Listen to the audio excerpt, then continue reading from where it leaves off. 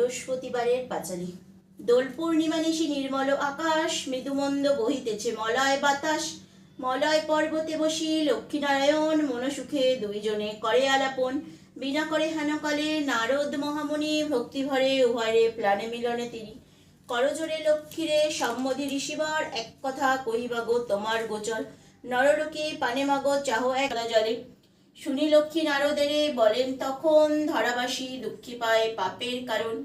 লক্ষ্মীরূপী নারী সিজু পাঠানো মর্তেতে, আমারে ভুলেছে তারা পড়িয়া মোহেতে।